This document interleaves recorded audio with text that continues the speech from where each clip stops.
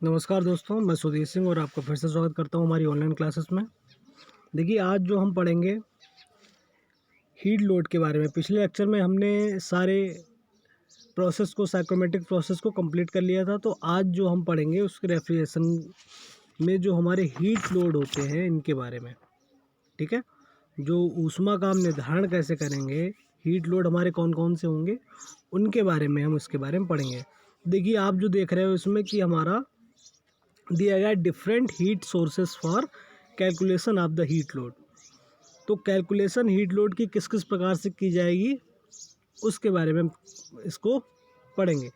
देखिए, ये हमारा एक बहुत ही विराट सब्जेक्ट है और लेकिन हमारा जो सिलेबस है बहुत ही कम है। उसके बारे में बहुत अच्छे से शॉर्ट में जानेंगे, हमें बहुत डीपली नहीं जाना है क्योंकि बहुत चीज़ें हैं जिसमें हम अलग अलग पॉइंट से पढ़ेंगे, लेकिन जो हमारे लिए परीक्षा के माध्यम से ज़रूरी है हम उसके बारे में उस पर फोकस करेंगे। तो देखिए, इसमें जो दिया गया है कि आपका हीट लोड के बारे में। हीट लोड जो आपका है ये दो प्रकार से इसको हम मेजर करते हैं हमारा, यानी कि कूलिंग लोड और दूसरा हीटिंग लोड से।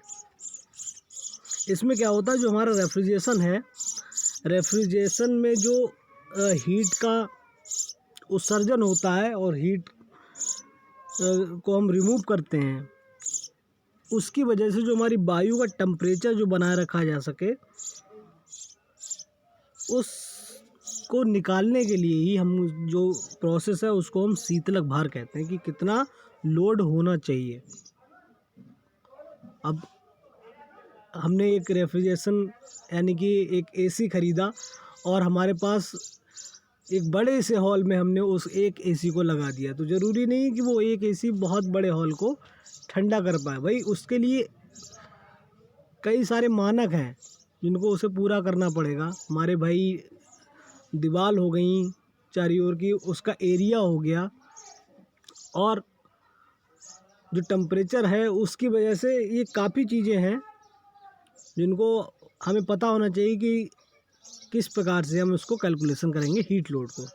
तो देखिए, इसमें हम पहला देखेंगे कि हमारा जो दिया गया है भार के मुख्य उद्देश्य। देखिए, उद्देश्य क्या दे रखे हैं, वायु शीतलक एवं रेफ्रिजरेशन उपकरण का साइज निर्धारित करना।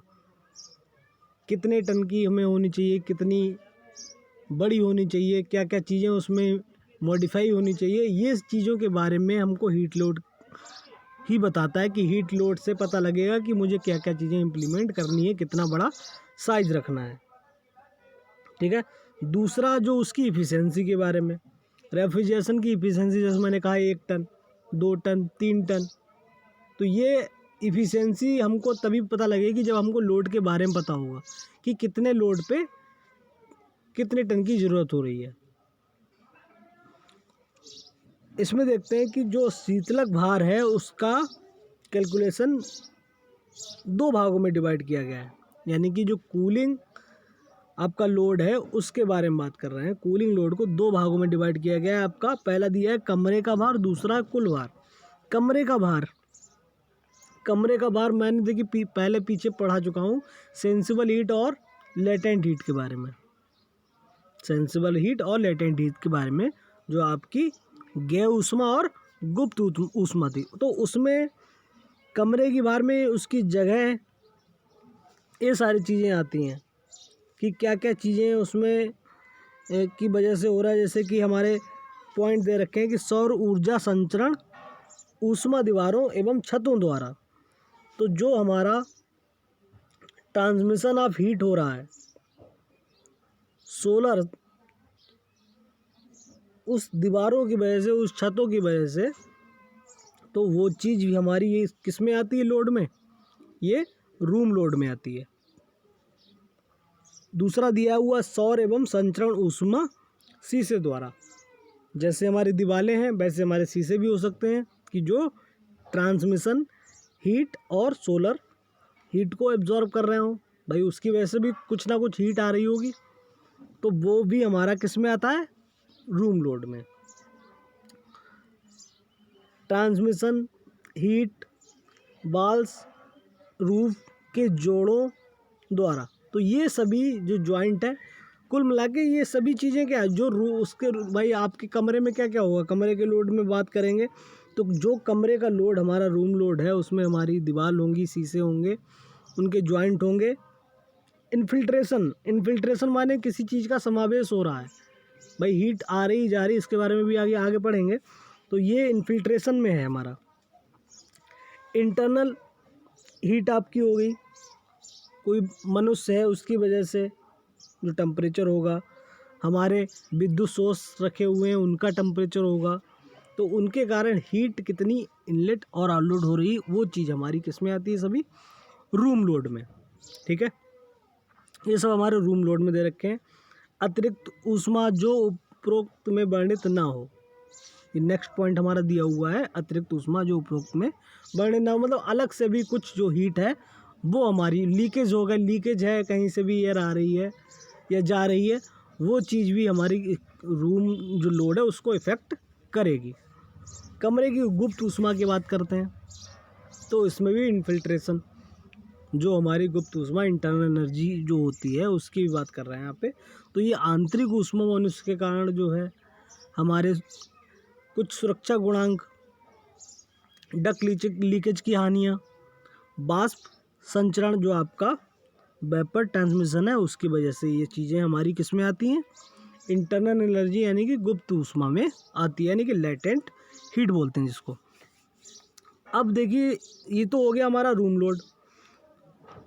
कूलिंग लोड को हम दूसरे, एक हमारा रूम लोड और दूसरा हमारा टोटल लोड। टोटल लोड के बारे में बात करते हैं तो ये भी देखिए सभी चीज़ की दो ऊष्मा है आपकी, दो हीट हैं, एक सेंसिबल और दूसरी लेटेंट। इसके बारे में पीछे कई बार पढ़ चुके हैं। तो ये भी सेंसिबल हीट में इसमें देखिए प्रभावी कमरे का ज्ञात तापन, डक्ट द्वारा वापस ऊष्मा, बाहरी वायु की गे ऊष्मा, ये सभी सेंसिबल हीट दे रखी हैं। प्रभावी कमरे की सेंसिबल हीट, बाहरी वायु की सेंसिबल हीट, तो ये सभी हीट जो आ रही हैं वो हमारी टोटल हीट में है। तो टोटल सेंसिबल हीट हमारी क्या होगी, फर्स्ट सेकंड थर्ड, इन तीनों का एडिशन होगा। सेम गुप्त ऊष्मा भी हमारा तीनों का एडिशन होगा, क्योंकि ये जो चीज़ें दी हुई हैं इनकी गुप्त ऊष्मा भी होगी और सेंसिबल हीट भी होगी। लेटेंट हीट और सेंसिबल हीट, दोनों हीटों का एडिशन हमारा टोटल लोड में आता है। तो ये जो हमारा हुआ है रूम लोड और दूसरा टोटल लोड, ये किस चीज़ के बारे में है, ये हमारा शीतलक भार की गणना करता है, यानी कि जो कूलिंग इफेक्ट है, कूलिंग इफेक्ट का लोड है उसके बारे में हमको बताता है।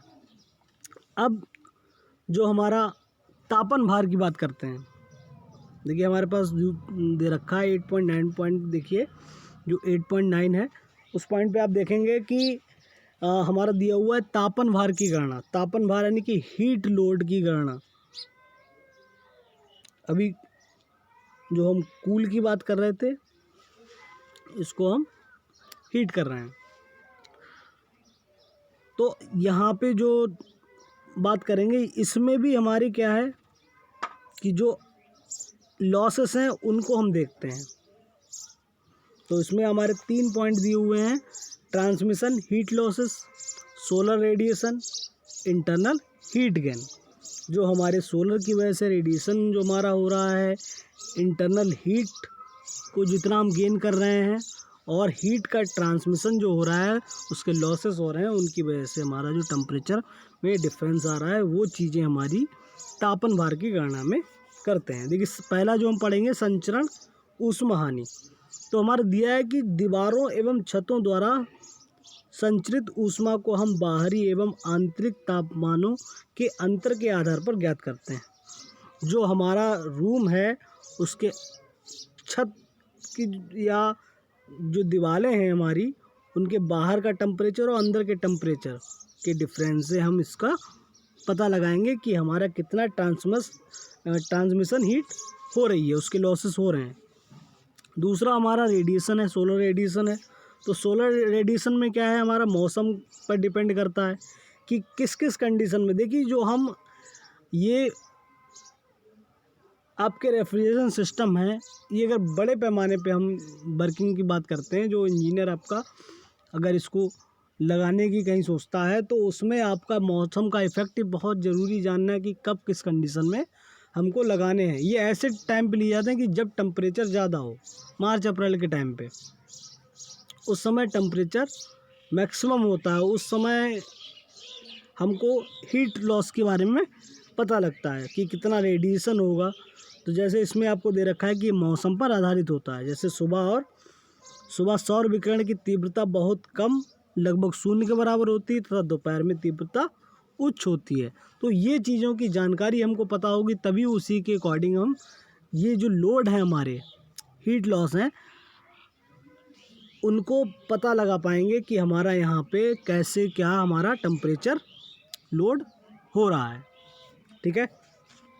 आंतरिक ऊष्मा जो हमारी इंटरनल एनर्जी है, इंटरनल हीट है, उसके बारे में। तो जो आपकी मशीन है, हमारे कलपुर्जे हैं, तो इनके कारण इनकी इंटरनल हीट होती है, चलेंगे फिर हीट जनरेट करेंगे। तो वो हीट जो हम कैच नहीं कर सकते, लेकिन उसके अंदर होती है, फ्रिक्शन हो गया आपकी, सब धीरे धीरे ही मूव करने के बाद बढ़ते हैं। तो उन हीट जो हमारी आ रही है उसकी वजह से जो इंटरनल हीट हमारी गेन कर रहे हैं, तो वो हीट भी हमारी जो है टेम्परेचर लोड में आते हैं। ठीक है। सौर विकिरण, तो सौर विकिरण के बारे में देखिए, अभी जो हमारा सोलर रेडिएशन में पढ़ा था, सौर विकिरण की सूर्य की किरणें जो हमारा दिया हुआ, देखिए अब हमको दिख रहा है कि सूर्य की किरणों द्वारा उत्सर्जित ऊर्जा को सौर विकिरण कहते हैं। सूर्य तल धरातल पर ऊष्मा किरणों के रूप में प्रवेश करता है।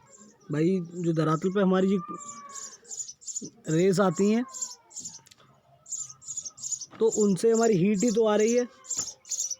सौर ऊर्जा पृथ्वी के धरातल पर दो विकिरण के रूप में प्रवेश करता है, सीधी और दूसरा आकाशीय। तो ये दो प्रकार से हमको दे रखी हैं सौर ऊर्जा की, किस किस प्रकार से। अब सीधी विकिरण में यह सूर्य द्वारा सीधे पृथ्वी के वायुमंडल में प्रवेश करता है, इसकी तीव्रता अधिक होती है। जब यह सतह के लंबवत होती है, तीव्रता को उपकरणों की सहायता से बढ़ाया या घटाया जा सकता है। दूसरा हमारा दिया हुआ है आकाशीय विकिरण। सूर्य द्वारा कुल उत्सर्जित का कुछ भाग तो धरातल के ऊपरी सतह द्वारा वापस भेज दिया जाता है, तथा कुछ अवशोषित कर लिया जाता है, और जो अवशोषित कर लिया जाता है वे अंदर प्रवेश कर जाती हैं, जिन्हें हम आकाशीय विकिरण कहते हैं। इसी तीव्रता को घटाया बढ़ाया नहीं जा सकता। जो विकिरण है भाई, वो तो हमारे एनवायरनमेंट में आ चुका है, तो उसको घटाया या बढ़ाया नहीं जा सकता। तो ये चीज़ें भी हमारे किस चीज़ को इफेक्ट डालती हैं, हमारे तापन भार को। ठीक है। अब ग्लास के द्वारा विकिरण, भाई जो हमारा कांच का ग्लास होता है, जो शीशे लगे हुए हैं भवन में, तो उनके कारण भी हमारा क्या होगा, सौर विकिरण की प्राप्ति होती है, हीट को एब्जॉर्ब करेंगे। तो ग्लास द्वारा क्या होता है, सौर ऊर्जा मुक्ता भवनों में तेजी से प्रवेश करती हैं। जो आपका लिखा हुआ वही पढ़ रहा हूँ मैं, कि ग्लास द्वारा सौर ऊर्जा मुक्ता भवनों में तेजी से प्रवेश करते हैं। इस कारण कांच द्वारा प्राप्त ऊष्मा की गणना आवश्यक होती है। अब वो कांच से जो हमारी हीट आ रही है, तो वो टेम्परेचर को डिफरेंस करेगी, टेम्परेचर में हमारी डिफरेंस करेगी। और हमने जो रेफ्रिजरेशन लगाया, अगर उस चीज़ को नेगलेक्ट कर दिया होता, तब वो चीज़ हमारा उस पर बहुत बड़ा इफ़ेक्ट डालता। तो उन चीज़ों सभी को समावेश करके, उनका कैलकुलेशन करने के बाद ही जो हमारे हीट लॉसेस हैं, जो इंटरनल एनर्जी है, विकिरण है, रेडिएशन है, इन सब को टोटल हीट, तो कूलिंग और तापन दोनों का, जो शीतलक है हमारा और तापन, इन दोनों के अच्छे से विचार करने के बाद हम एक निष्कर्ष पर निकलते हैं। इनकी कैलकुलेशन इसलिए ज़रूरी है कि कोई एक हमको ऐसा, भाई मुझे क्या चाहिए, मुझे एक टेम्परेचर मेंटेन करना है। जो स्टार्टिंग पॉइंट मैंने पढ़ा था, स्टार्टिंग पॉइंट देखिए आप, इसमें जो आपका दिया हुआ है कि वायु शीतलक एवं रेफ्रिजरेशन द्वारा कुल ऊष्मा निष्कासित की मात्रा या ऊष्मा उत्सर्जन की मात्रा जिससे वायु द्वारा वांछित तापमान बनाए रखा जा सके, शीतलक का भार कहलाता है। तो ये चीज़ें हमको तभी पता लगेंगी जब इसके बारे में हम स्टडी करेंगे, देखेंगे कि कैलकुलेशन में क्या क्या चीज़ें इफ़ेक्ट डाल रही हैं। तो ये जैसे आपको दे रखे हैं कि अवशोषित तरंग दैर्घ्य एवं ग्लास की रासायनिक एवं भौतिक प्रकृति पर निर्भर करती है। ग्लास द्वारा छोटे तरंग दैर्घ्य के विकिरण को उच्च संचरित करने की क्षमता होती है तथा लंबे तरंग दैर्घ्य के विकिरण को निम्न संचारित करने की क्षमता होती है। ठीक है, ये चीज़ें तो हमारी हो गई कि इसमें किस किस प्रकार से ये चीज़ें हम देखते हैं कि क्या क्या इफ़ेक्ट डालते हैं ये। अब बात करते हैं कि इन्फिल्ट्रेशन के बारे में।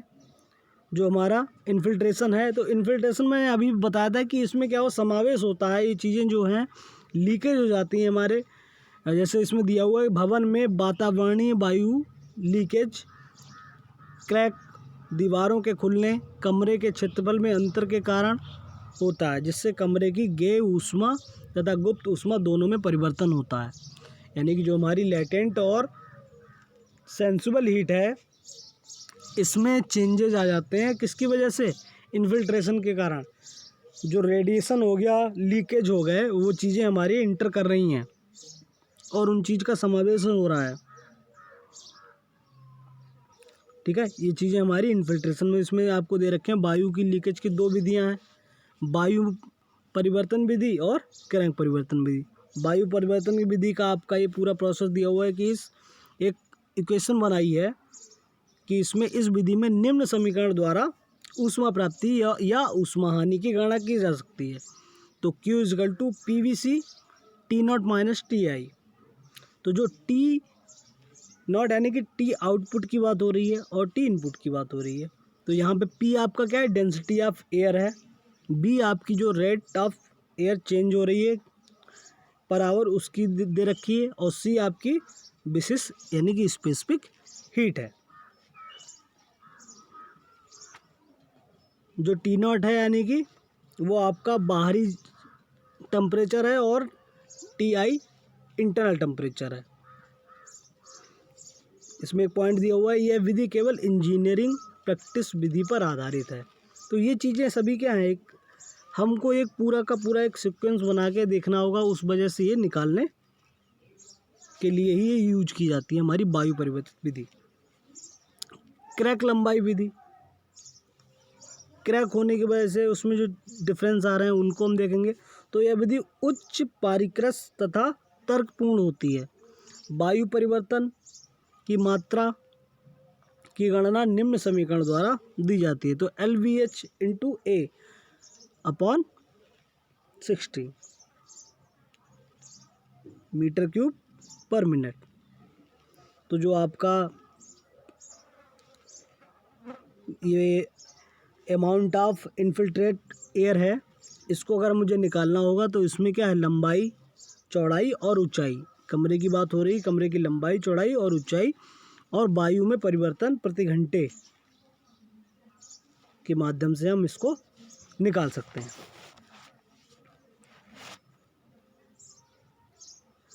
आपका जो दिया हुआ है भवन में ढांचों की ऊष्मा की प्राप्ति यानी कि तापीय अवरोध, तो इसका भी आपका एक इक्वेशन है, Q equal to UA T output minus T input. Q आपकी हीट गेन, जितनी हीट हमने प्राप्त की है भाई, जो हमारे रेडिएशन मतलब जो हीट को एब्जॉर्ब कर रहे हैं, वो हमारी हीट गेन हो रही, वो कैसे उसको निकालने के लिए तो आपका UA T naught minus T1। तो देखिए जो U है आपका वो ओवरऑल हीट है कोफिशिएंट, जो ओवरऑल हीट ट्रांसमिशन का आपका एक कोफिशिएंट है U। A जो आपका एरिया है, जिस एरिया में आपका ट्रांसमिशन हो रहा है। T नॉट आउटर टेम्परेचर है और T इनसाइड का टेम्परेचर आपका इनर टेम्परेचर है। ठीक है, तो इस फार्मूले से हम उसमें जो तापीय अवरोध है वो फाइंड आउट कर सकते हैं। बाकी ये लगभग हमारा चैप्टर कंप्लीट हो चुका है। नेक्स्ट जो हमारा दिया गया है इसमें आपके कंडेंसर के बारे में थोड़ा है कि एयर रूम कंडेंसर और उसके निकाय, उसको नेक्स्ट में पढ़ेंगे हम। बाकी आप जिन बच्चों ने अभी डाउनलोड नहीं किया है वो आरोग्य सेतु ऐप डाउनलोड कर लें। नमस्कार दोस्तों।